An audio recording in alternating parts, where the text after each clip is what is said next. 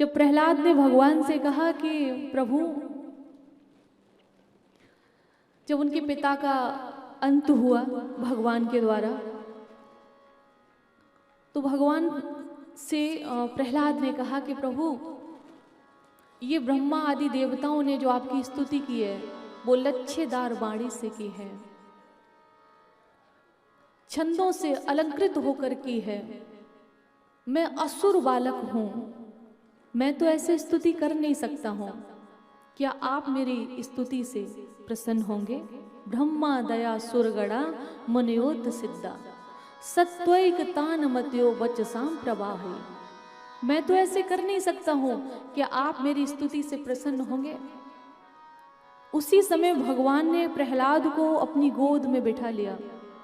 इतने क्रोध में थे कि नाग देवता ने स्तुति की, इंद्र देवता ने की, यहां तक हनुमान जी ने स्तुति की।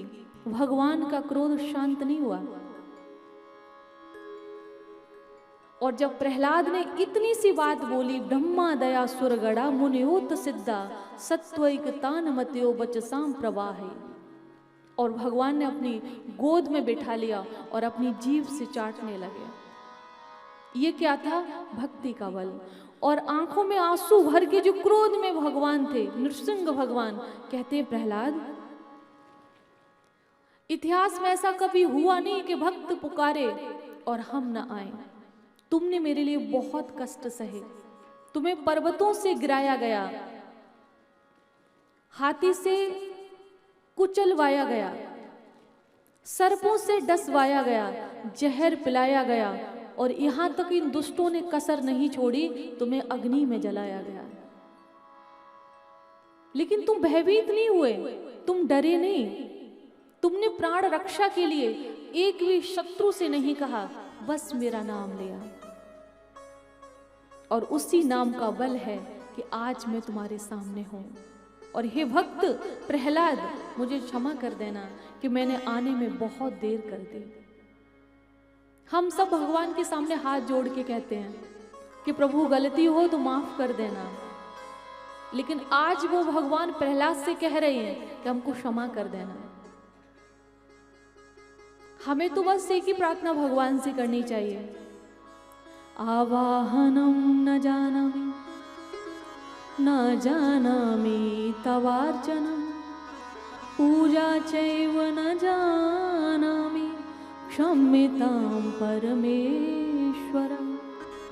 आपका आह्वान करना नहीं जानता हूं, आपको कैसे पुकारूं मैं नहीं जानता हूं, आप कैसे जो मैं आसन लगाऊंगा उस पे कैसे विराजेंगे मैं नहीं जानता हूं। आवाहनम न जानामि न जानामि तवार्चनम पूजा चैव न जानामि। मुझे पूजा करना भी नहीं आता है, बंधन करना भी नहीं आता है, अर्चन करना भी नहीं आता है, बस क्या आता है? क्षम्यताम परमेश्वरा। हमारे पास भगवान को देने के लिए कुछ भी नहीं है, आप यकीन मानिएगा, कुछ भी नहीं है, बस एक है। क्या है? बड़ा ध्यान से सुनिएगा। अगर आप सोचो कि भगवान के चरणों में हम ढेर सारा पैसा लौटा देंगे, धन लौटा देंगे, तो लक्ष्मी तो उन्हीं की पत्नी है। आप लक्ष्मी को देके क्या करोगे? वो तो उन्हीं की पत्नी है। आप सोचोगे कि हम उनके चरणों में संसार के सारे वैभव, सारे सुख लुटा देंगे, वो तो उन्हीं के दिया हुआ है। आप क्या लुटा सकते हो? आप अगर कुछ दे सकते हो तो भगवान को प्रणाम, क्योंकि कोई व्यक्ति अपने आप को प्रणाम नहीं कर सकता है। भगवान के पास सब कुछ है, बस क्या नहीं है कि वो अपने आप को प्रेम नहीं कर सकते, अपने आप को प्रणाम नहीं कर सकते। और इसीलिए भगवान इस धराधाम पर आते हैं। माँ यशोदा से भगवान ने कहा कि मैया, बैकुंठ में प्रेम मिलता है, वो स्तुतियां का गान सुनने को मिलता है, भोग सामग्रियां मिलती हैं, बस क्या नहीं मिलता है? तेरी जैसी माँ का प्यार नहीं मिलता है। उस प्रेम को पाने के लिए इस धरती पे आता हूं। ये कब कहा? जब वृंदावन को छोड़ के मथुरा की ओर गए हैं, मतलब मथुरा में गए हैं, तब कहा है। जब मैया रोने लगी कि लाला मुझे छोड़ के मत जाओ, तब कहा है कि मैया कौन तुझे छोड़ के जा सकता है? कि जो प्यार, जो वात्सल्य तुमने दिया वो संसार में कौन दे सकता है। इसके लिए तो मैं आता हूँ, क्योंकि मैं अपने आप को प्रेम थोड़ी कर सकता हूँ, मैं अपने आप को प्रणाम नहीं कर सकता, मैं अपने आप को प्रेम नहीं कर सकता। जो भक्त मुझे प्रणाम करते हैं उन्हें संसार के सारे सुख, धन, लक्ष्मी सब कुछ तो मैं लुटा देता हूँ और उनके चरणों में अपने आप को लुटा देता हूँ। भगवान कहते हैं, जब सुदामा जी भगवान के पास गए तो उनसे एक ही बात कही, पत्रम पुष्पम फलम तोयम यो में भक्त्या प्रयच्छति। कोई मुझे प्रेम से एक पत्ता तो दे। यहाँ पत्रम शब्द है, यहाँ पर यह भी नहीं कहा कि मुझे तुलसी दल दो। वैसे तो भगवान तुलसी दल से ही प्रसन्न होते हैं, लेकिन यहाँ पे नहीं बोला, बोले कोई भी पत्ता चलेगा, लेकिन साथ में प्यार होना चाहिए। पत्रम पुष्पम, कोई भी फूल चलेगा, प्यार होना चाहिए। कोई भी फल चलेगा, फलम, प्यार होना चाहिए। तोयम, अगर कोई पत्ता नहीं है, कोई फूल नहीं है, आपके पास कोई फल नहीं है, जल तो है, जल को अर्पण करिए। अब सवेरे सवेरे, हमारा सवेरा कब होता है? जब सूर्य भगवान की रश्मियां अपने तेजी से फैली होती हैं। कभी कभी अगर कक्ष खुला हो, विंडो खुली हो, तो हमारे ऊपर भी आ जाते हैं, तब हमारे नेत्र खुलते हैं। ब्रह्म को पाने के लिए ब्रह्म मुहूर्त को चुनिए। जब आप सवेरे उठेंगे, सूर्य निकलने के पहले उठेंगे, तब भगवान की कृपा होगी। अब आपके मन में आ रहा होगा, इस संसार में कोई नहीं उठता, लेकिन बहुत धन लक्ष्मी पैसा है। देखिए, एक पैसा होता है, एक लक्ष्मी होती है। पैसा होना, परिवार होना, ये ईश्वर की कृपा नहीं है। ईश्वर की कृपा है आपके मन में उनके लिए भक्ति होना। पैसा, परिवार, अच्छा घर, अच्छा वर, ये आपके भाग्य से मिलता है। आपने जो पूर्व के जन्म में किया है वही प्रारब्ध में आपका बना है, और उसी प्रारब्ध का अभी आप काट रहे हो।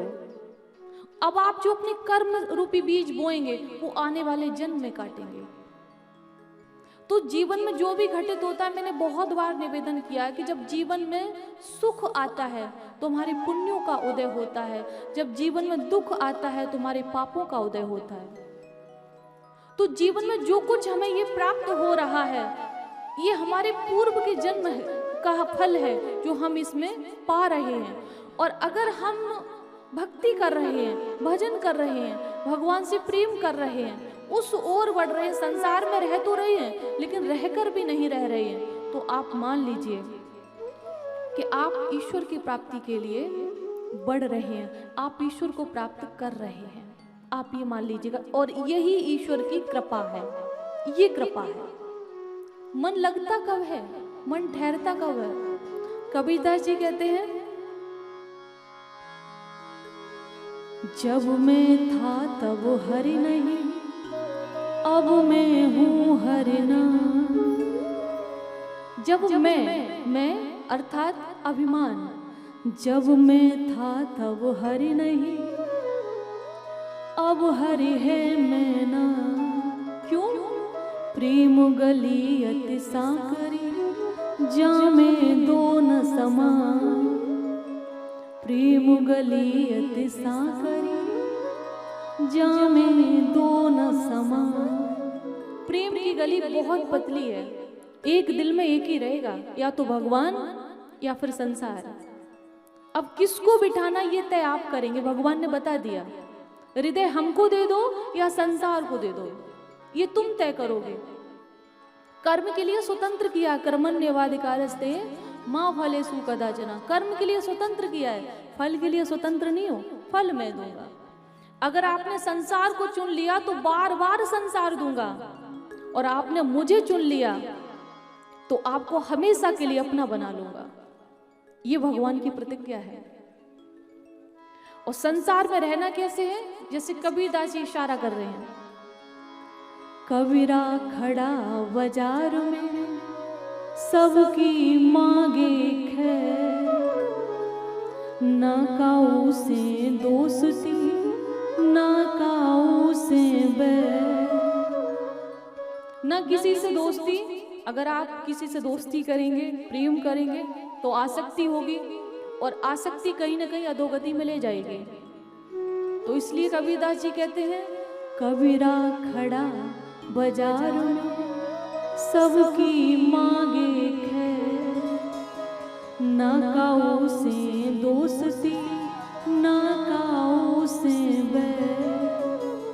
किसी से दोस्ती भी नहीं है और किसी से बैर भी नहीं है। क्यों? हम हैं राम जी के और राम जी हमारे हैं। और संसार में कमाइए खूब, मैं ये नहीं कहती हूं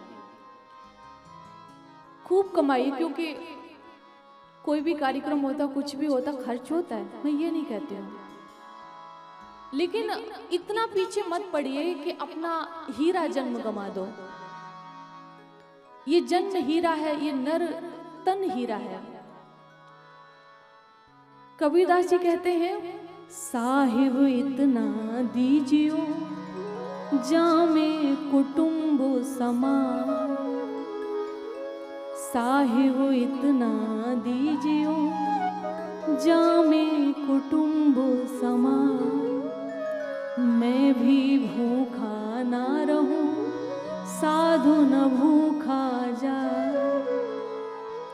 अगर धन थोड़ा कम है तो परेशान मत होइए, भगवान से बस इतना कहिए कि मैं भी भूखा ना रहूं, घर में कोई अतिथि आ जाए, कोई मेहमान आ जाए, वो भी भूखा ना जाए, मैं भी भूखा ना रहूं, साधु न भूखा जाए।